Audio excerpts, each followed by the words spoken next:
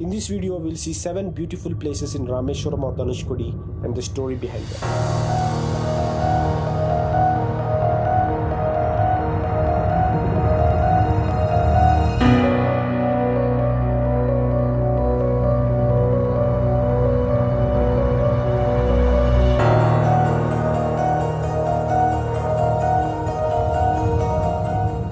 The first is the Pamban Bridge. Pamban Bridge is a railway bridge that connects the town of Rameswaram with mainland India. Opened on 1914, it was India's first sea bridge and was the longest sea bridge in India until the opening of the Bandra-Worli Sea Link in 2010. This was the only transport link till 1988, when a road bridge was constructed parallel to the railway bridge. In 2020, construction of a newer bridge closer to the existing one began, which was planned to eventually replace the existing bridge. The train can be viewed from the road bridge. You need to check the train timings before waiting on the bridge. The other side of the road bridge has many boats and ships resting. It looks like a scene from a Game of Thrones series.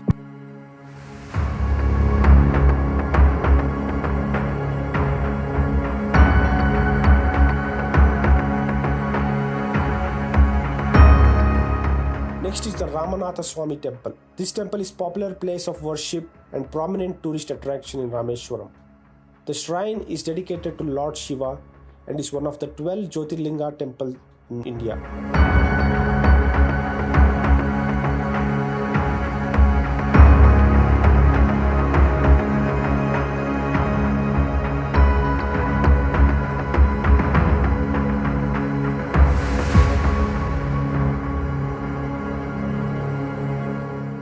The story behind the temple is associated with Lord Rama from the Indian epic Ramayana. It is believed that Lord Rama, after defeating the demon king Ravana, wanted to worship Lord Shiva as part of atonement for killing a Brahman. He asked Hanuman to bring him a linga from Kashi. When Hanuman delayed his return, Goddess Sita made a shivling using sand so that Rama could offer his prayers. The same shivling, known as Ramalingam, is now worshipped at the Ramanathaswamy Temple. The lingam bought by Hanuman from Kailash is called Vishwalingam. There are 22 Tirthams, holy water bodies, inside the temple where devotees bathe to atone for their sins.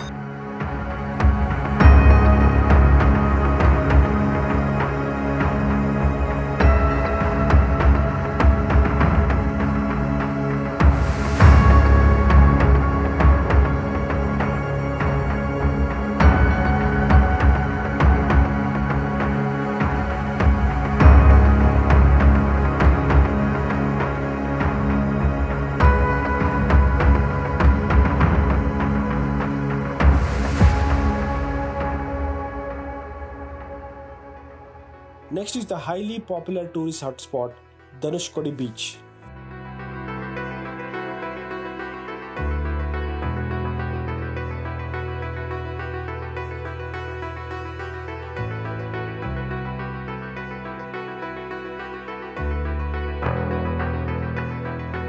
It is visited by lakhs of tourists every year from all over the world.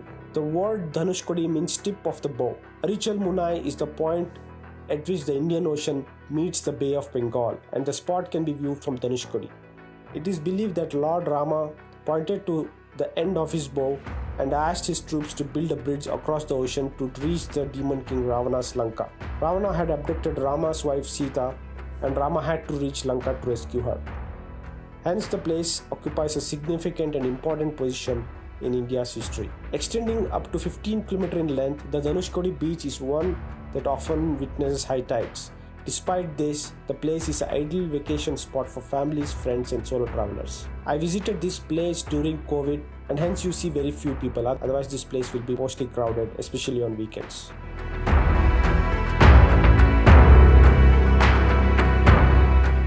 Next is the Kotandaramaswamy Temple. This shrine is dedicated to the Hindu deity Rama, located at a distance of 13 km from Rameswaram.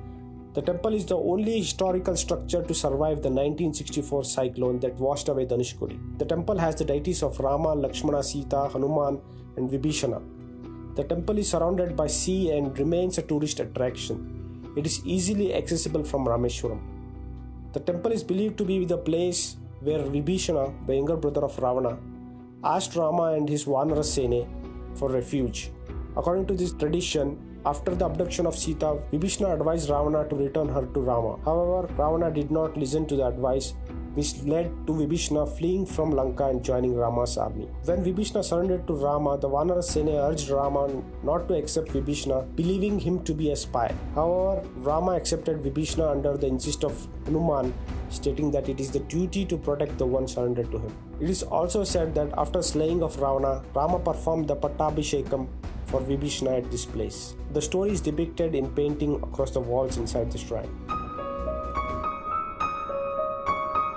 An estimated 1,800 people died in the cyclonic storm of 22nd December 1964, including 115 passengers on board the Pamban Dhanushkodi passenger train. The entire town was marooned and the government of Madras declared Dhanushkodi as a ghost town, unfit for living. The places of ruins are visible even today.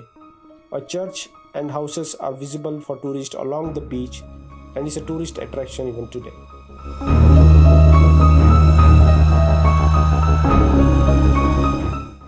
There is one T-shaped pier just opposite Kotandaramaswamy Temple. Great place for photo op. The structure is little weak, so one have to be careful while going there.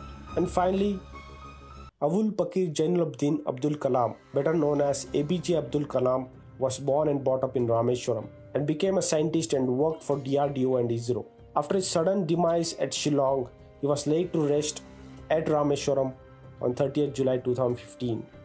A memorial has been built at the burial site. Inside the memorial, one can see selected photos, paintings and miniature models of missiles. The memorial is less than 1 kilometer from Rameswaram. Phones and photography is not allowed inside the museum. I was privileged enough to get special permission to shoot videos and fly drone here. If you have visited any of these places, do comment your experience below. If I have missed any of the famous places in Rameswaram, you can help other tourists by listing it down in the comment section.